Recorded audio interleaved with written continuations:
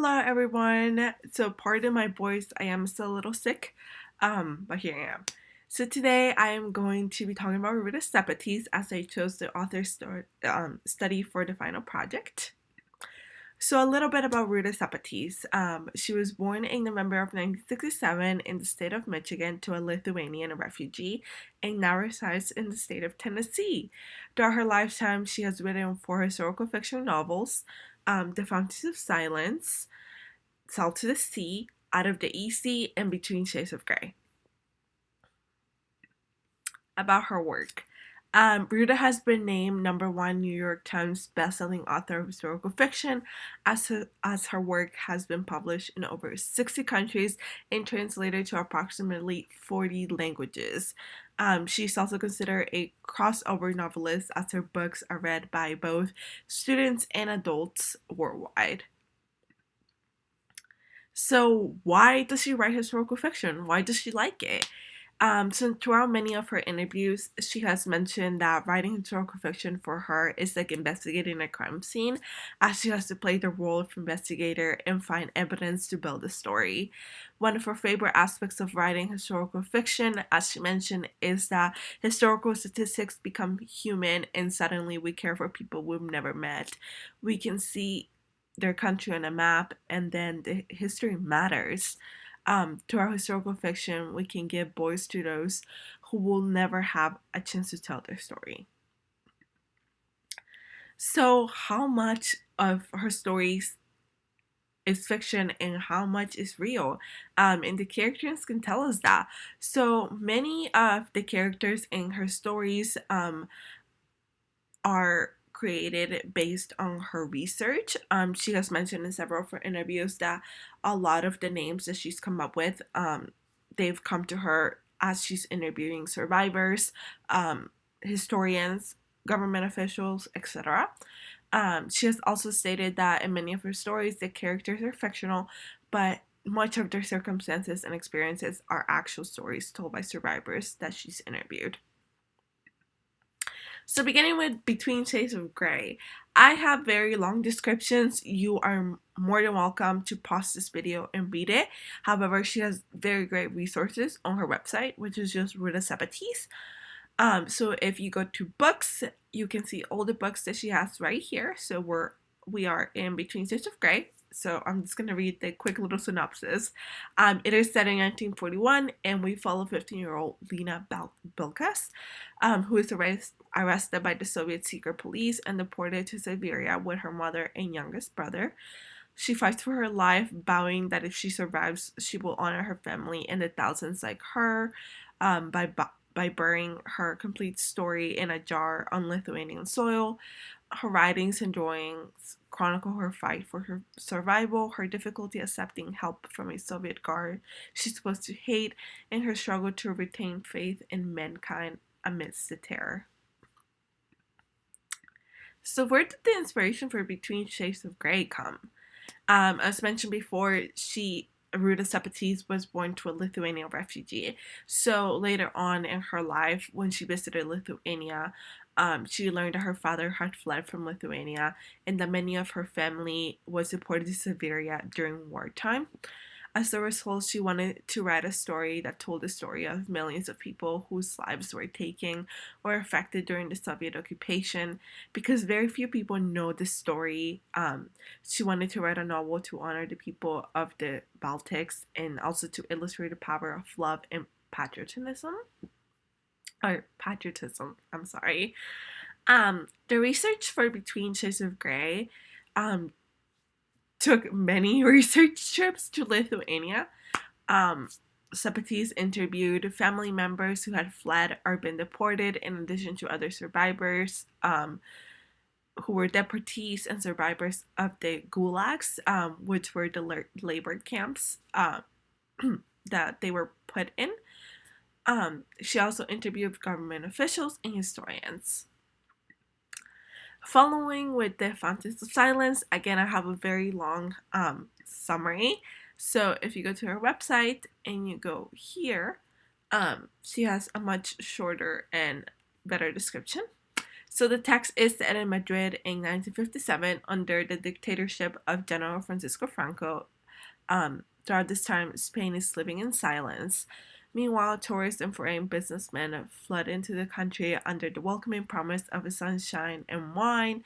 Among them is 18-year-old Daniel Matheson, and who is the son of an oil tycoon who arrives in Madrid with his parents, hoping to connect with the country of his mother's birth through the lens of his camera. Photography and faith introduce him to Anna, whose family's interweaving obstacles reveal the lingering grasp of the Spanish Civil War, as well as chilling definitions of fortune and fear. Daniel's photographs leave him with uncomfortable questions amidst shadows of danger. He is backed into a corner of difficult decisions to protect those he loves. Lives and hearts collide, revealing an incredibly dark side of the sunny Spanish city. Um, in this book, she includes vintage media reports, oral history commentary, photos, interviews, and more. So I highly recommend checking out this text. Again, I have a much larger synopsis of the text, so if you want to pause the video and read it, you're more than welcome to. Then we move on to South to the Sea. So again, we're gonna go back to Ruta's website. So this text is set in 1945 during World War II. As it's drawn to a close in East Prussia, and thousands of refugees are on a separate track toward freedom, almost all of them with something to hide. Amongst them are Joanna, Emilia, and Florian, whose paths converge en route to a ship that promises salvation, which is called the Wilhelm Gustloff. Forced by circumstances to unite, the three find their strength, courage, and trust in each other, tested with each step closer to safety.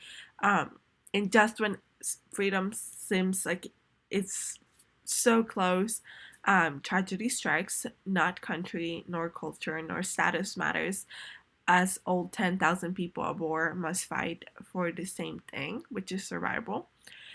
It is a tribute to the people of Lithuania, Poland, and East Prussia. She unearths a shockingly little known casualty of a gruesome war and proves that humanity can prevail even in the darkest of hours. So this is a book about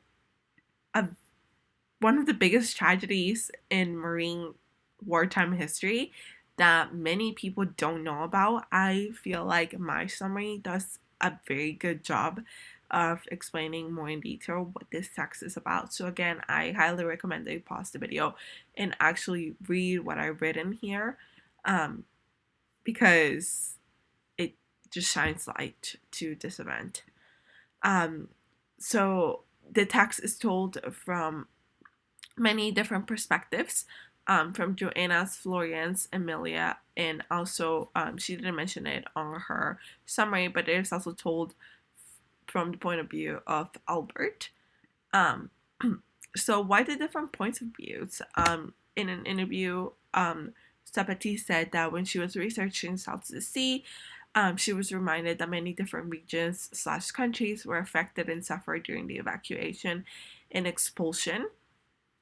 So when she interviewed people from those different countries, she realized that every human being views history through their own cultural lens.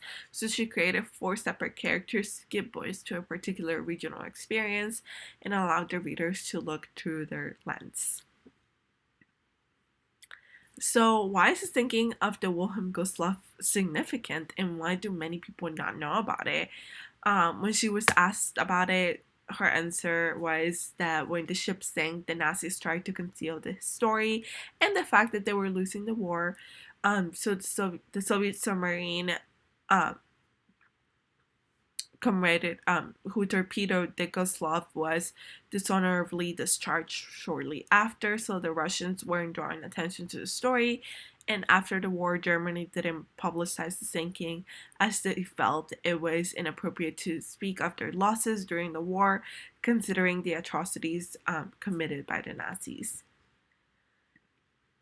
And then moving on to the final text out of the EC, I have a more detailed description. However, in her website, I actually do feel like this is much more condensed and better explained. So again, I highly recommend you check out this website. It will be in my citations for you to access. So Out of the EC is set in 1950s in the French Quarter of New Orleans, simmers with secrets.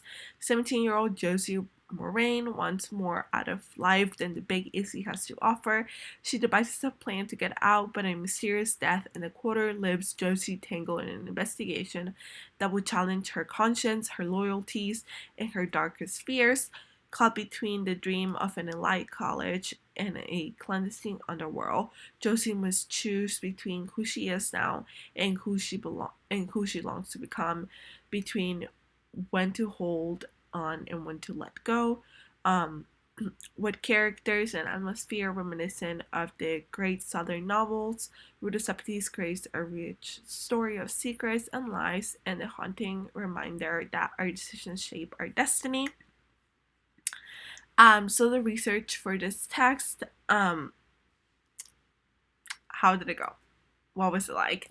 So after selecting New Orleans for the setting of the story due to its cultural richness, Ruta made several research trips to the French Quarter and specifically to the Williams Research Center.